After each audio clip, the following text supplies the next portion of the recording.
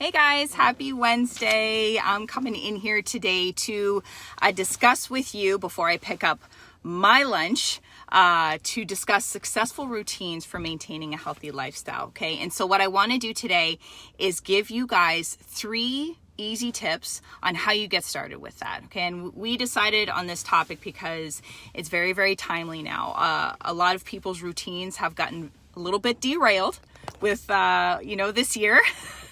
It's certainly been challenging for a lot of us. So my goal in sharing this with you is to give you some easy to implement steps to help you get on track. So, the first thing when it comes to your routine and your health habits, when you're trying to decide what to tackle, we take care of so many people and they tend to say to us, oh my gosh, doc, I have so many things that I need to think about, right? I need to start exercising more. I need to start sleeping better. I need to start eating better, like all these things. And it becomes very, very overwhelming for them.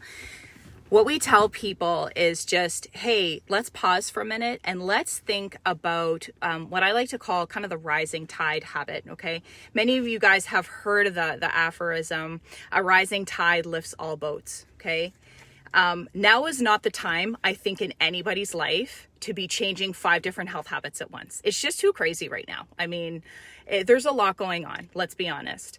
So I tell people, let's look at everything. And look at the one habit that if you made a change in that one habit, it would improve all of the habits. If you rose that tide, all of the boats would lift. And in my practice, especially now, I find that a lot of people are really struggling with their sleep. Okay. There's a lot of anxiety going on. People are worried about, our current environment, about the time of year, the election coming up. So there's a lot of stuff going on in people's heads. And so what tends to happen is people, they stay up at night. Because what happens when you don't get good sleep, right? Like you can't focus as well. You might not want to eat that healthy salad or maybe go for that run. So, whatever that is for you, you have to think about what your rising tide habit is. Maybe it is eating better. If you just had one salad at lunch, you would have a little more energy, or you would feel like, maybe going for that run. Okay, so you have to clearly identify that habit that would have the most impact, okay? That always tends to be the habit that we struggle with the most, unfortunately. And so that leads me right into my second point. Once you've identified that rising tide habit or whatever that habit is you want to change, you have to very soon after identify the why, okay? Now, this isn't me saying, oh, we have to get in touch with our why. It's a practical suggestion because usually those rising tide habits, they are usually wrapped up with a little bit of emotion, and that's why we've been struggling with them for years. So I say fight fire with this one. In order to fight a faulty habit that is wrapped up in emotion, we have to get emotional about it. And we have to create a why that has a bigger charge or a bigger emotional charge than the charge associated with that, okay? So we tend to think basic. So say you do want to get sleep. Well, okay, why? I want to get better sleep because I want to have more energy. I don't know how far that's going to pull you when you want to stay up till 12 or 1 o'clock at night watching a really great movie. You'd be like, oh, fine. But what if you go a little bit further with this down the rabbit hole? I want to sleep better because I don't want to be as tired the next day, because I want to have energy to play with my kids, and I want to improve my relationship with my kids. That goes a little bit deeper, doesn't it? It's a little more, has a little more substance to it. And I really, really believe that if we want to make change to these health habits that are deeply ingrained, these faulty health habits that we keep struggling with, we really have to dig down to the root of why we keep, struggling with that. And that involves some introspection. Okay. And you really have to go down and think about those things. Okay. So I challenge you guys to explore that. And that goes into my third tip, which is actually putting pen to paper and writing it down. So I struggle with this. I'm going to raise my hand high. This is where I'm not as good.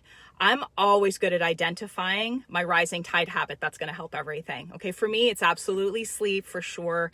The other thing, it's moving more and working out more. I'm also good at identifying the why, right? I go down that rabbit hole.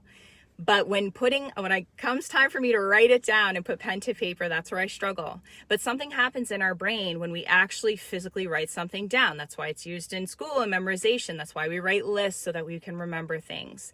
If you want to change a health habit, I challenge you to write it down and then put it in places that are very conspicuous where you can see it. In your car, like have a little notepad, right? Put it in your car, put it on your desk at work, put it in your nightside table, because inevitably life happens and we move away from what we want and our goals. If you write it down and you also write that why, that will remind you. And over time, you can train yourself to make that a more permanent habit. So that is really where you get started with change in anything. Particularly when it comes to health. You have to give yourself some space and some grace, okay? Be patient with yourself. This can be a hard process for many of us. But give yourself that time to go through those steps. Identify the rising habit, the one that's going to affect everyone else, okay? Everything else will get better because of it. It'll also give you some momentum, right? 2, find your why. Figure out really why you're doing this, okay? And then 3, write it down and revisit it on a regular basis.